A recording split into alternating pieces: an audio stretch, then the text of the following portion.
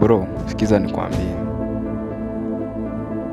Mtandao kitu imejaa ni peer pressure. Kitu imejaa kwa mtandao ni peer pressure. Kuna msemo unasemanga, mtu akisikia kujikuna kwa mgongo,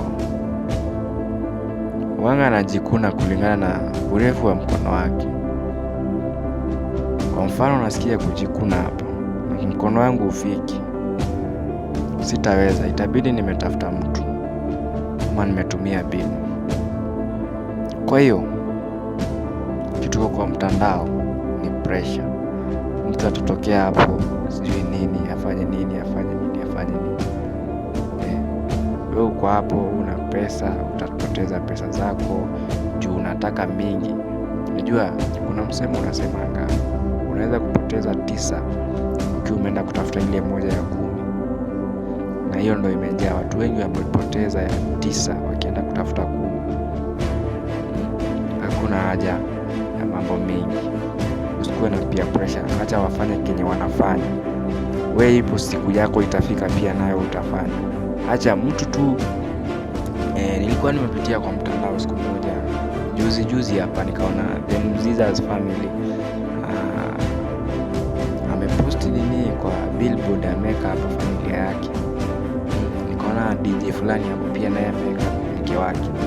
Tena nikaenda siku fulani hapo, nikaenda kuna jamaa hapa anapenda kuongea sana. Nikapata anasema kwa nini hao watu wanatupea pressure, sisi tutapea maneno wetu nini? Lakini nataka nimwambie, wewe usichoke, ipo siku yako pia nao utaweza ukitaka. Kitu iko ni kukazana na kung'ang'ana na kuchizi vile wao watu wanafanya. Hao watu kama ameposti mtu wake kwa billboard, wewe post wako kwa simu. Anampeleka, wewe mpeleke mahali unafika. Na ukifanya hivyo kwa miezi 3, mimi nakwambia utajiri utakuwa kutafuta tu pole. Kitu iko, wewe usikuwe na pressure, usikuwe na peer pressure. Peer pressure itatumaliza watu wengi. Peer pressure ndio iko karibu kutua juu. Wewe unakimbilia kufanya kenye mwenzako anafanya na ufiki. Acha afanye. Wewe ipo siku yako, ni siku yake ilifika kwanza. Hii ni basi, tuko kwa basi. Mtu akifika kwake anashuka, ipo siku pia nayo utafika na utashuka. Ukishuka unaingia, unafanya mambo unataka, ukichoka na unaachia mwingine. So hakuna kitu ya kupressure mtu hapo. Otherwise mimi sina mambo mengi.